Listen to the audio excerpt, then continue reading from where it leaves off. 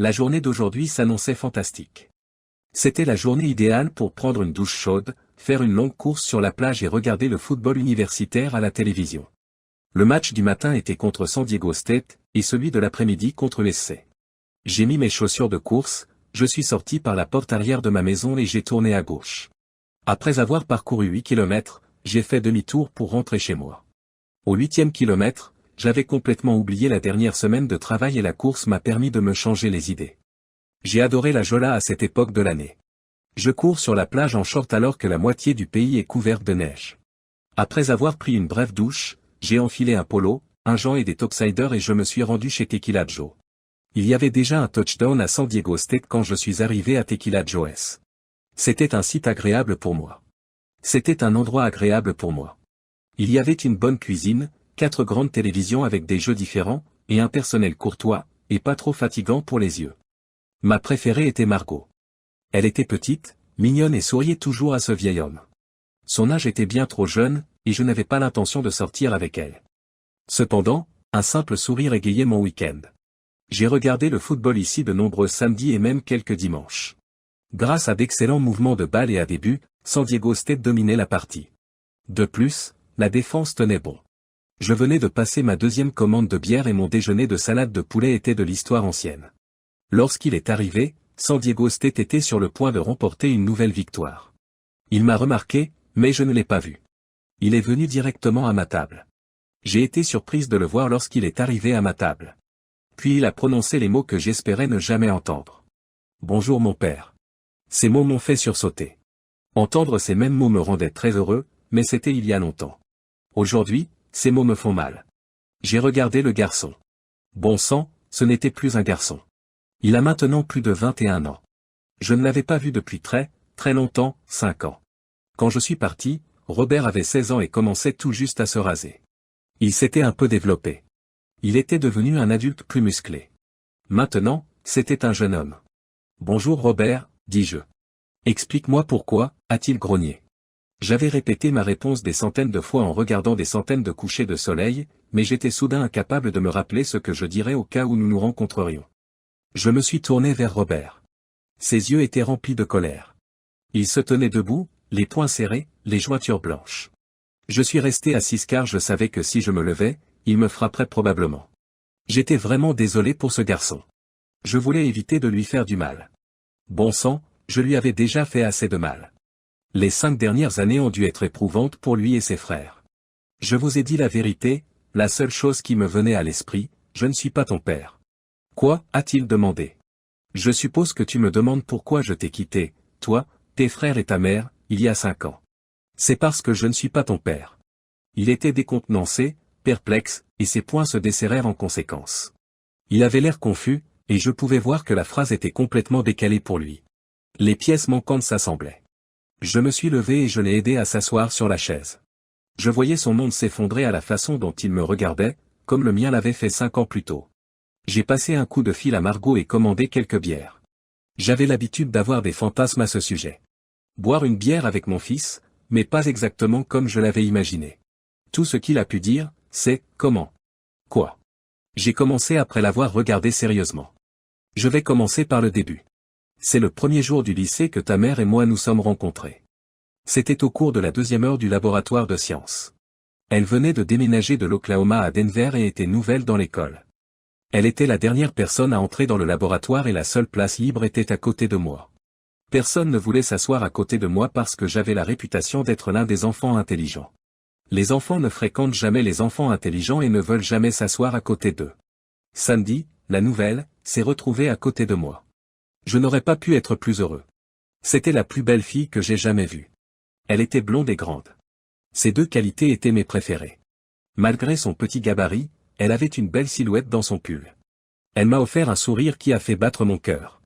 Après cela, je suis devenu accro. Monsieur Rothenberg était un élève strict, et le cours de sciences était difficile. Sandy était intelligente, mais ses points forts étaient les sciences et les mathématiques. Nous étions partenaires de laboratoire, et je devais donc l'aider à suivre ce cours en tant que tuteur. 2 fois par semaine, nous allions à la bibliothèque pour étudier. Pour une raison ou une autre, elle semblait m'apprécier. Nous nous sommes très bien entendus et sommes rapidement devenus les meilleurs amis du monde. Elle a obtenu un solide B à son examen. Cette année-là, nous sommes devenus les meilleurs amis du monde. Nous avons suivi 3 cours ensemble en 2e année. Elle m'aidait en composition et je l'aidais en arithmétique. Cette année-là, nous avons suivi ensemble le cours de biologie. Pendant la séance d'éducation sexuelle, nous avons rougi toutes les deux et je l'ai embrassée après le cours. C'était mon tout premier baiser. Nous sommes restés en couple jusqu'à la fin du lycée. Ensemble, nous avons assisté à tous les matchs de football, à toutes les soirées dansantes et à toutes les fêtes. Nous nous sommes avoués nos sentiments l'un à l'autre après le homecoming de notre première année. C'était dans la voiture de mon père, garée à côté de notre ancien terrain de football, sur la banquette arrière. J'étais mal à l'aise et maladroit. Elle était parfaite.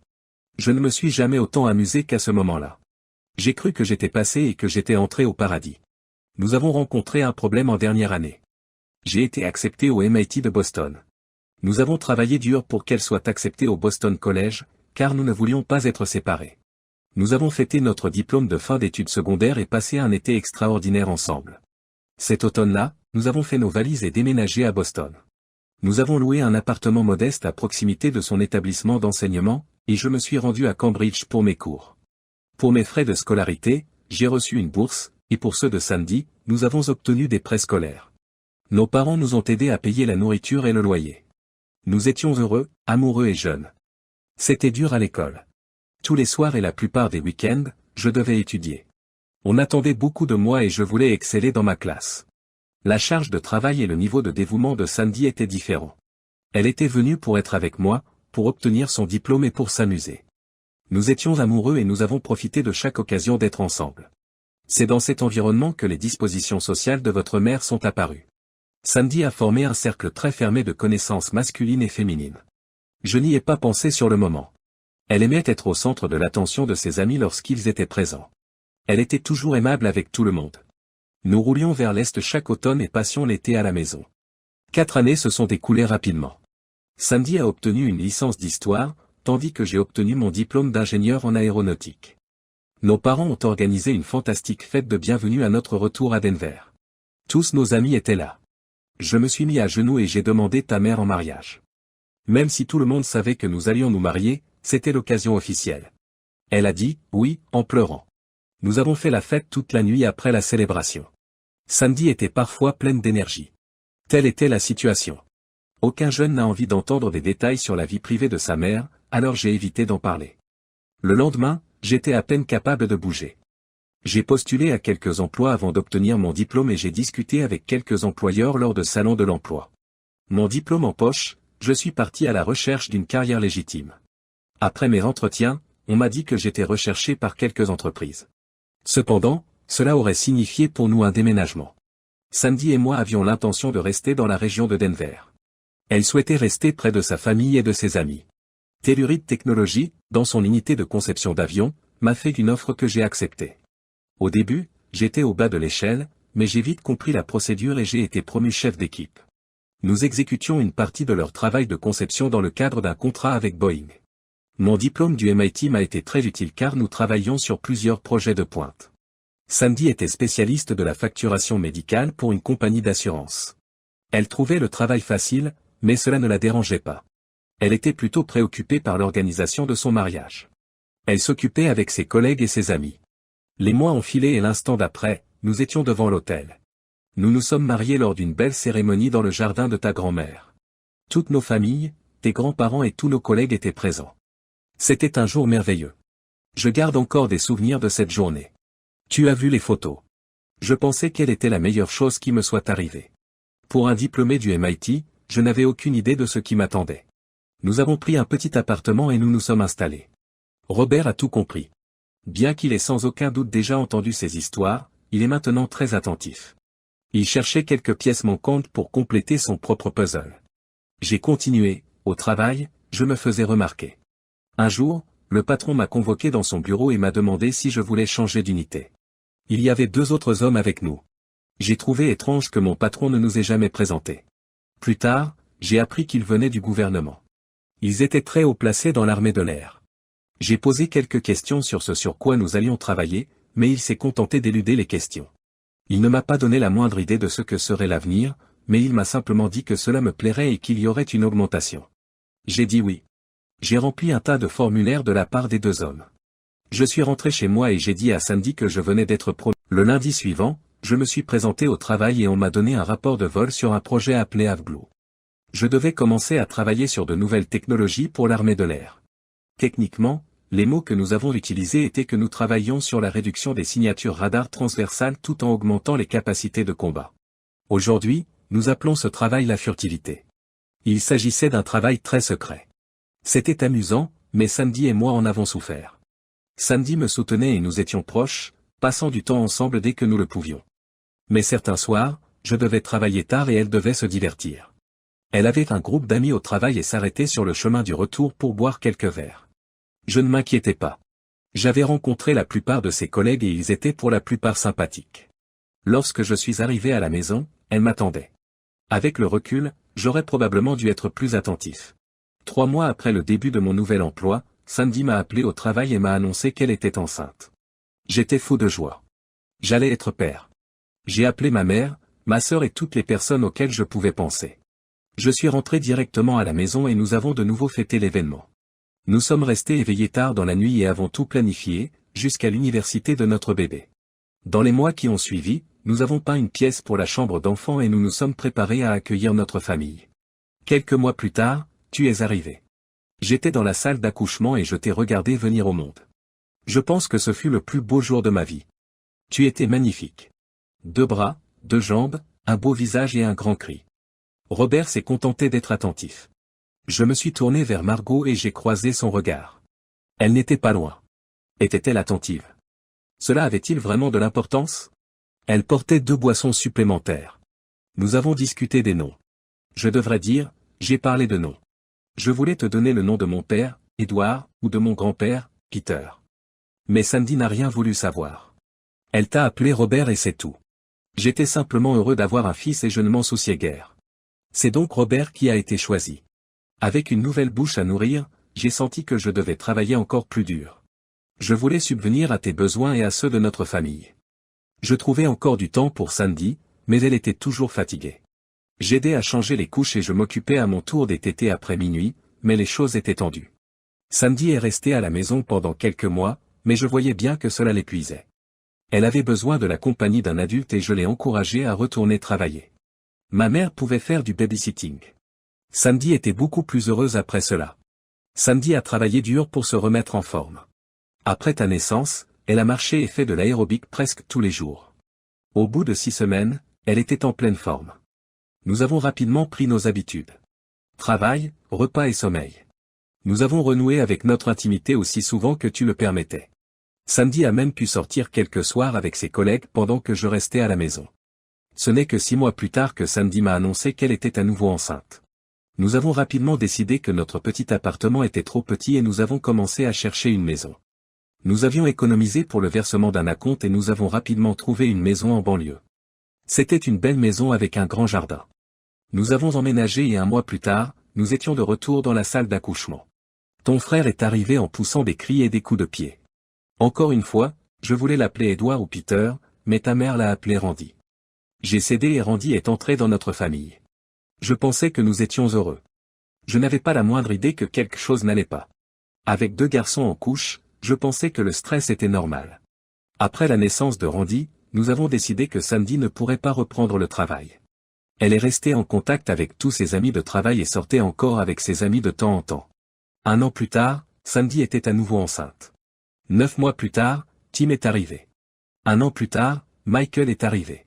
Tu avais 4 ans quand Michael est né. Après Michael, nous avons décidé que 4 garçons étaient suffisants et Sandy s'est fait ligaturer les trompes. Mais toi et tes frères étiez une forme très efficace de contrôle des naissances et notre vie intime a été remise en question. Mais j'étais heureuse. Nous avons rapidement trouvé notre petite maison trop petite. Nous avons fait le tour du marché et avons trouvé une maison à Aurora. C'était une belle maison avec un jardin assez grand pour tous les enfants et leurs jouets. J'ai commencé à remarquer des choses chez Sandy. D'abord, elle ne vous a jamais appelé « nos garçons ». Elle disait toujours « ces garçons ». J'ai mis ça sur le compte de la fierté maternelle, mais ça me dérangeait quand même. D'autre part, elle nous rabaissait, mon travail et moi. Chaque fois que nous allions à l'un de ces événements sociaux, elle disait que je dessinais des avions pour gagner ma vie. Je ne l'ai pas corrigé parce que je ne voulais pas l'embarrasser devant ses amis et aussi parce que ce que je faisais était confidentiel et que je ne pouvais pas en parler de toute façon. Mais cela m'a quand même fait mal. Mon travail était très éprouvant. Je dirigeais mon équipe de conception d'un nouveau chasseur furtif. Il y avait des récriminations au Moyen-Orient et l'armée de l'air exerçait une forte pression. Mon équipe et moi-même tenions nos promesses. Mes patrons étaient satisfaits et ils le montraient en augmentant la charge de travail. Mais même avec tout ce travail, j'arrivais à assister à tous les matchs de la petite ligue. J'ai entraîné quelques-unes de vos équipes et j'ai applaudi à chaque frappe. En soi, ce n'était pas une tâche facile. Avec vous quatre, j'étais très dispersé. Lorsque Michael est entré à l'école, Sandy s'est retrouvée avec beaucoup de temps libre. Mon travail me procurait un bon salaire, elle n'avait donc pas besoin de travailler. Elle a donc fait ce qu'il y avait de mieux, elle a fait du bénévolat. Elle a travaillé avec la Société de lutte contre le cancer du sein et la Fondation de la bibliothèque. Elle a trouvé le moyen d'occuper presque chaque minute disponible. Elle a travaillé dur et a eu beaucoup de succès. Et elle s'est fait un tout nouveau groupe d'amis. Dans l'ensemble, la vie était belle. Mon chasseur furtif volait et avait ébloui le monde lors de la guerre du Golfe. Vous grandissiez et nous faisions du sport. Sandy était impliquée dans la communauté et semblait heureuse. Notre vie commune était très satisfaisante. Cependant, j'ai commencé à penser qu'elle n'appréciait pas la relation que j'avais avec vous. Je vois maintenant qu'elle a parfois essayé de creuser un fossé entre nous. Je vois qu'elle a essayé de rendre notre vie plus compliquée. Sandy t'a inscrit au baseball et Randy au football. Elle a inscrit Tim au volleyball et Michael à la musique. Je n'ai jamais compris pourquoi chacun de vous devait pratiquer un sport différent. Et Michael avec sa musique. Il était doué. Je n'ai pas la fibre musicale et je ne pensais pas que Sandy l'avait non plus. Mais Michael était un musicien vraiment doué. Je ne sais pas d'où il tenait cela. Je plaisantais avec Sandy en disant que le facteur devait être un grand musicien et elle souriait. Et puis tout s'est écroulé. Je venais d'avoir 40 ans et l'armée de l'air voulait que je passe un examen médical. Je n'avais pas vu de médecin depuis des années. J'étais en pleine forme. L'examen médical était très complet. J'ai fait un test sur tapis roulant, des analyses de sang et j'ai même été soumis à un test d'ondes digitales. Tout allait bien jusqu'à ce que le médecin examine mes testicules. Il a trouvé quelque chose. Il n'était pas sûr de ce que c'était et ne m'a rien dit. Il a appelé un spécialiste. Ils m'ont fixé un rendez-vous pour le lendemain. Lorsque la communauté médicale agit aussi rapidement et vous donne un rendez-vous avec un spécialiste le lendemain, vous vous inquiétez. Je n'ai rien dit à la maison et j'ai passé une nuit très agitée. Le lendemain, le spécialiste a effectué une série d'examens. Un scanner et d'autres analyses de sang. À la fin de l'examen, il semblait un peu plus détendu. Il m'a dit de m'habiller et de discuter avec moi des résultats des examens. Nous nous sommes assis dans son bureau et il m'a expliqué qu'il pensait que j'avais une tumeur, mais qu'il s'agissait en fait d'une sorte de tissu cicatriciel. Il m'a demandé si j'avais des blessures importantes, et tout ce qui m'est venu à l'esprit, c'est l'accident de moto que j'ai eu à l'âge de 14 ans. Je faisais de la moto tout-terrain quand je suis tombé et que la moto s'est soulevée. J'ai passé quelques jours à l'hôpital, mais je me suis vite rétabli. C'est alors qu'il a détruit mon monde. Il a répondu, c'est à cause de cela que vous êtes stérile. Je ne suis pas stérile, j'ai 4 fils. Je me suis énervé et je suis parti en disant, eh bien, je n'en sais rien. Mais les tests montrent que vous êtes stérile. Le lendemain, j'ai eu un deuxième avis. Il a répété, je suis stérile. J'ai demandé un troisième avis le lendemain. C'est la même chose. Le 4e jour, j'ai cherché une forme de preuve distincte. Je vous ai amené tous les 4 chez le médecin. Je vous ai fait croire, à vous et à Sandy, que nous recevions des vaccins contre la grippe alors qu'en réalité, nous recevions des tests ADN. Je me suis tourné vers Robert. Je lui ai demandé s'il se souvenait de ce jour-là. Il a fait un signe de tête. Ses yeux étaient remplis de larmes. 2 semaines plus tard, j'ai reçu les résultats. Je ne pensais pas que la situation pouvait être pire, mais elle l'a été. Non seulement aucun d'entre vous n'était le mien, mais chacun d'entre vous avait un père différent. J'étais dévasté. Je suis allé au bar le plus proche et je me suis assis, contemplant la signification de tout cela. Toute ma vie de femme mariée n'était qu'un mensonge. Avec qui avais-je été marié? Avec qui avais-je été marié? Comment? Où? Après 3 doubles de scotch single malt, j'ai appelé un taxi et le lendemain, je me suis réveillé tôt avec une gueule de bois et je suis parti travailler. Je n'arrivais pas à penser, ni à me concentrer, ni même à parler. Mon équipe l'a remarqué et m'a renvoyé chez moi plus tôt que prévu. Ce soir-là, Sandy a préparé le dîner. Je m'en souviens très bien. Vous étiez tous au match de basket de votre lycée. Elle portait une robe bleue et a fait des spaghettis. Nous avons bu du Chianti. J'étais assis en face de Sandy, Je la regardais avec des yeux neufs, je voyais quelque chose de sombre.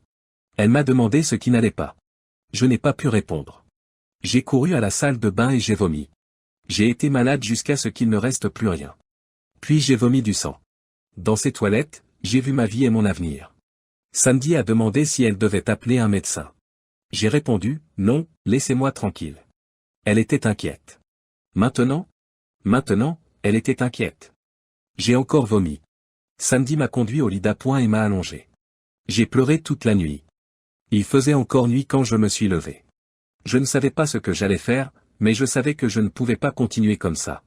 J'ai conduit jusqu'à Déniès, j'ai bu du jus de fruits et j'ai mangé 2 œufs. J'ai réussi à tenir le coup. Je suis allé au parc et j'ai regardé le lever du soleil. C'était magnifique. Je suis allé au bureau et j'ai démissionné. Ils ont essayé de m'en dissuader, me demandant ce qui n'allait pas. Je n'ai rien dit. J'ai simplement démissionné. Je suis allé à la banque et j'ai retiré la moitié de mon plan 401K, soit près de 80 000 $. Je suis rentré chez moi. Il n'y avait personne. J'ai écrit un mot et je l'ai laissé sur la table. Tout ce que ça disait, c'était « je sais ». J'ai pris mon camion et je suis parti, quittant ma maison pour la dernière fois. J'ai pris l'autoroute et je me suis demandé où j'allais. J'ai levé les yeux vers le ciel bleu clair et j'ai vu un faucon.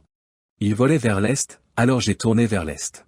Je ne me souviens pas avoir pensé à vous, les garçons, ni même à Sandy. Tout ce que je voulais, c'était échapper à la douleur. Je n'ai pas arrêté jusqu'à ce que j'atteigne l'océan Atlantique, quelque part dans le Maine. Je ne me souviens pas beaucoup du voyage vers l'est. Je pense que j'ai jeté toutes mes cartes de crédit dans une rivière quelque part et que j'ai tout payé en liquide. Le premier souvenir clair que j'ai de ce voyage, c'est lorsque j'ai atteint l'océan. J'ai jeté un coup d'œil à Robert et j'ai continué. Quand j'ai atteint l'océan, je me suis assis et j'ai regardé l'étendue. Aujourd'hui encore, les seuls souvenirs clairs que j'ai sont ceux où je regarde l'océan et où je me demande jusqu'où je peux nager avant d'abandonner. Combien de temps avant que les vagues ne m'emportent et n'effacent la douleur? J'ai envisagé de sauter dans l'eau et de nager jusqu'à ce que je me noie. Plus d'une fois, j'ai enlevé mes vêtements, je les ai pliés proprement sur le rivage et j'ai marché dans les vagues, mais j'ai réalisé que je n'y arriverais pas. Les ténèbres m'ont consumé, mais à la fin, je n'étais même pas assez fort pour y mettre fin. J'ai continué, dormant dans le camion et ne prenant une chambre d'hôtel que lorsque j'avais besoin d'une douche. Je suis resté près de la côte et je me suis battu avec moi-même tous les jours à propos de la nage finale. Comme ce serait facile, sans douleur et définitif. Malheureusement, un de mes amis s'est suicidé et je me souviens de la douleur et des questions qu'il a laissées derrière lui. Même avec tous mes fardeaux, je ne pouvais pas vous faire ça, à toi et à tes frères. J'étais un perdant et un sans-abri à la dérive. J'ai tourné vers le sud et j'ai descendu la côte. Je voulais économiser mon argent, alors j'ai trouvé un emploi. J'ai travaillé comme plongeur dans un restaurant à Annapolis, j'y suis resté un petit moment, puis j'ai continué. Quelques semaines par-ci, un mois par-là. J'ai travaillé comme friturier, serveur, et j'ai même conduit un tramway à Disney World pendant quelques mois. Je travaillais dans un garage à Atlanta quand le FBI m'a trouvé. Apparemment, les autorités fédérales n'aiment pas que des personnes ayant une habilitation de sécurité top secrète disparaissent. Je travaillais dans un garage appelé Alice Brack. Al était un grand gaillard, typique d'un mécanicien. Il portait toujours une chemise graisseuse avec « Al » sur la poche et un cigare non allumé au coin de la bouche. Après avoir travaillé pendant environ 2 semaines, je suis arrivé au travail un matin, Al m'a accueilli à la porte. Il m'a dit qu'il y avait 2 types qui voulaient me parler et il m'a escorté dans son bureau. 2 agents attendaient. Lorsque je les ai vus, la peur et la douleur sont revenues. J'ai cru qu'ils allaient me reprendre. J'ai envisagé de partir, mais avant que je puisse me retourner, l'un des agents a pris la parole. Nous avons mis beaucoup de temps à vous retrouver et nous ne voulons vraiment pas recommencer. J'ai supposé qu'ils étaient armés, alors je me suis assis. Veuillez vous asseoir. Ils ne m'ont jamais donné leur nom. Puis, selon la méthode habituelle du gouvernement, ils ont commencé à m'interroger. Je devrais plutôt dire à m'interroger. J'avais déjà eu affaire à des fédéraux et à des contrôles de sécurité à de nombreuses reprises, ils ne m'intimidaient donc plus autant qu'avant. Ils m'ont demandé ce qui s'était passé et pourquoi j'étais parti. J'ai répondu que ma femme et moi avions eu un désaccord et que je ne pouvais plus vivre avec elle. Après quelques échanges, ils en sont restés là. Le plus grand a déclaré qu'il signalerait au gouvernement qu'il m'avait trouvé. J'ai demandé s'ils allaient le signaler à ma femme et il m'a répondu « non ». Ma femme ne les intéressait pas. J'étais sûr qu'ils connaissaient la raison de mon départ. Ils m'ont rappelé mes accords de confidentialité et m'ont fait les menaces implicites habituelles. Je les ai remerciés et ils sont partis. En sortant, l'agent le plus court s'est retourné et a dit « je comprends ». Je suis désolé. J'ai vu de la douleur dans ses yeux. J'ai acquiescé et rien d'autre n'a été dit. De retour au travail, Anne m'a confié un travail sur les freins. Je ne pense pas qu'Anne m'ait fait confiance après ça, et je suis parti une semaine plus tard. J'ai toujours pensé que les fédéraux gardaient un œil sur moi après ça, et de temps en temps, l'un d'entre eux venait me voir. Je pense qu'ils voulaient juste s'assurer que je ne divulguais pas de secrets. J'avais mes propres problèmes. Je ne parlais pratiquement à personne. Je ne me souviens pas d'une seule conversation que j'ai eue depuis mon départ.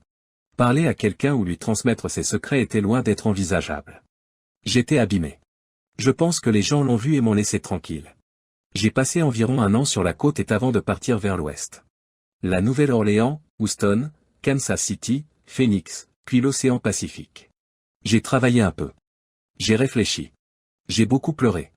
J'ai essayé de me souvenir de tout ce qui avait été dit dans notre passé, de tout ce qui avait été manqué. Personne. Je n'y arrivais pas. Je me suis souvenu de chaque conversation avec elle. Chaque insulte. Qu'est-ce que j'ai fait de mal? Tous les bons moments, tous les mauvais. Je ne l'ai pas vu. Je me demandais comment vous alliez, les garçons. Vous m'avez manqué. Mais je ne pouvais pas vous faire face avec ce que je savais maintenant. À la fin de la 2e année, une partie de la douleur avait disparu. Je ne pleurais plus que la plupart des soirs. Certains jours, j'avais 10 bonnes minutes de paix. J'ai commencé à reconstituer des éléments de notre passé. Samedi avec un collègue qui s'appelait Robert. Je l'ai rencontré plusieurs fois. Un trou du cul. Je ne l'ai jamais aimé, et à l'époque, je ne pouvais pas dire pourquoi. J'avais rencontré un autre collègue nommé Randy. Même chose. Elle avait une amie proche qui s'appelait Suzanne, et je me suis souvenu que son petit ami s'appelait Michael. Je me souviens que Suzanne disait qu'il était un bon guitariste. Il jouait dans un groupe de rock quelque part. Chaque souvenir me tuait un peu plus. Les faits se révélaient, mais les raisons qui les avaient motivés n'apparaissaient jamais. L'avait-elle fait intentionnellement? Pourquoi ces noms? J'étais aux portes de l'enfer. Sur la côte ouest, j'ai commencé à trouver une nouvelle paix. J'ai découvert que j'aimais regarder le coucher de soleil sur l'océan. Je trouvais un endroit le soir et je regardais les vagues et le soleil jusqu'à la tombée de la nuit. J'en ai vu des centaines. Chacun était différent. Chacun d'entre eux m'a permis de prendre le temps de réfléchir, de me souvenir. J'avais l'impression de guérir. Peut-être que les raisons ne seraient jamais révélées. Je me suis retrouvé à Seattle. Je travaillais comme serveur dans un restaurant familial quand tout a changé à nouveau. 2 types sont entrés. Ils avaient l'air d'intello, avec leur protection de poche. Ils ont étalé le dessin d'un avion. J'y ai jeté un coup d'œil rapide. Un petit avion d'affaires. En attendant leur commande, j'ai regardé le dessin de plus près. Ils ont commandé et j'ai dit, les prises d'air ne sont pas bonnes. Quoi? J'ai répondu, si vous changez les prises d'air, vous pouvez augmenter les performances du moteur. L'un d'eux a dit, comment le savez-vous? J'ai sorti une feuille de papier et j'ai fait quelques calculs rapides. C'est un coup de chance. J'ai pris une serviette de table, je l'ai posée sur le dessin, j'ai dessiné les moteurs et modifié les prises d'air. Rien qu'en faisant cela, vous augmenterez les performances d'environ 23%. Ils sont restés muets et j'ai ajouté, le train d'atterrissage n'est pas bon non plus. Je suis allé chercher de l'eau pour la table 5, et lorsque je suis revenu avec le déjeuner, ils ont laissé un généreux pourboire. Le lendemain, j'étais de nouveau serveur. Il y avait beaucoup de monde à midi et je travaillais rapidement. Un homme en costume est entré et s'est assis dans ma section. Je lui ai apporté une boisson glacée et lui ai demandé ce qu'il voulait. Il a sorti un croquis et j'ai vu que les modifications que j'avais apportées à l'apport avaient été faites. Est-ce qu'il demande? Oui. Vous dites que la vitesse n'est pas la bonne non plus. Oui. Est-il possible de parler? Pouvez-vous passer un ordre d'achat? Votre changement se traduira par une amélioration de 22,7% des performances. Vos estimations étaient très précises. Je crois que je n'ai plus l'habitude. Est-il possible de parler? Pas maintenant, je suis occupé. Peut-être plus tard. C'est crucial. Eh bien, je quitte le travail à 16 heures.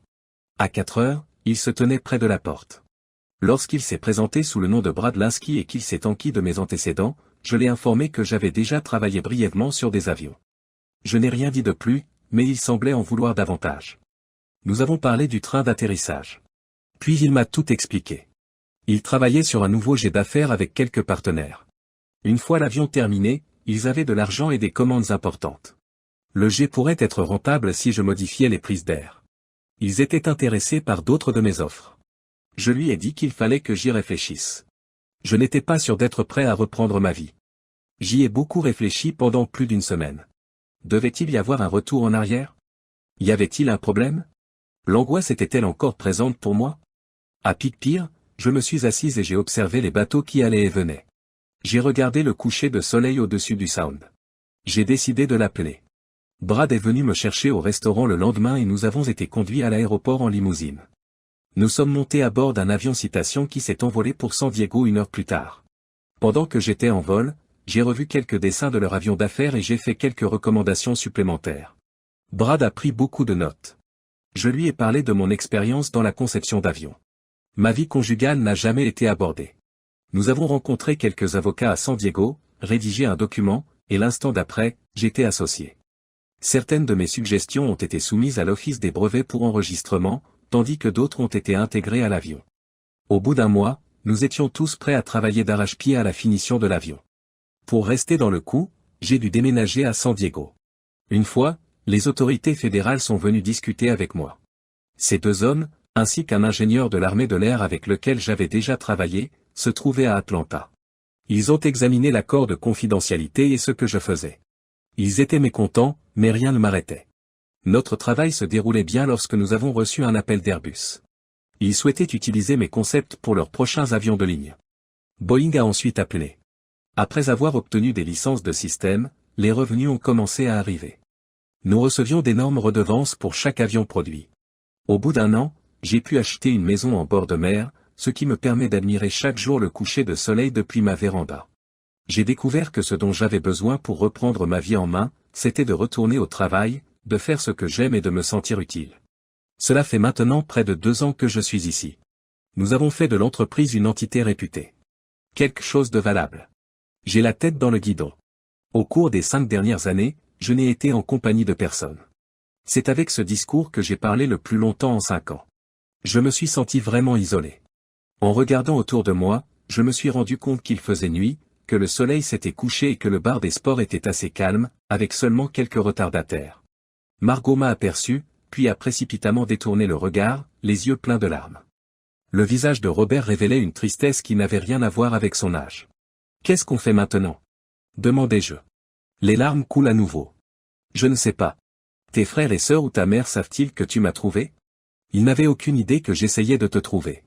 Personne n'est au courant. Quelles informations leur donnerez-vous? Je ne suis pas sûr. J'ai besoin de réfléchir.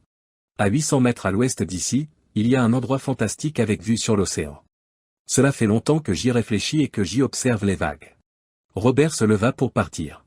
Il avait l'air d'avoir 10 ans de plus qu'à son arrivée, affaissé, épuisé. En quelques heures, son univers a changé du tout au tout. Je lui ai demandé s'il avait un endroit où loger et il m'a répondu que c'était bon. Je ne savais pas quoi faire. Devrais-je lui serrer la main? Devais-je lui faire une accolade père-fils? Il m'a pris par les épaules et m'a serré dans ses bras, répondant ainsi à ma question. Je sentais ses larmes dans mon cou et les miennes dans le sien.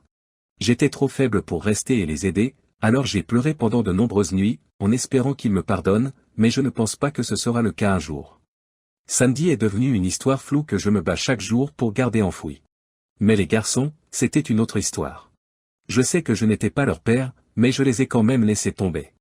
Ils étaient et sont toujours les vraies victimes de cette tragédie. Il m'a demandé s'il était possible de discuter de la journée de demain. J'ai répondu, je serai là. Je me suis rassis, en transe, mon ancienne vie était soudain devant moi, et je ne savais pas quoi faire. Et sur ce, il est parti. Je l'ai vu entrer avec des problèmes sur le visage, a commencé Margot, j'ai pensé que nous allions devoir rompre quelque chose. Elle a pris 2 bières et les a posées devant nous, en buvant une grande gorgée. Nous sommes restés assis tranquillement pendant un moment. Je restais dans les parages au cas où il aurait des ennuis. Je ne voulais pas faire de mal en écoutant. J'ai tout entendu, dit-elle en se penchant pour me serrer dans ses bras et pleurer. Qu'est-ce que j'étais censé faire?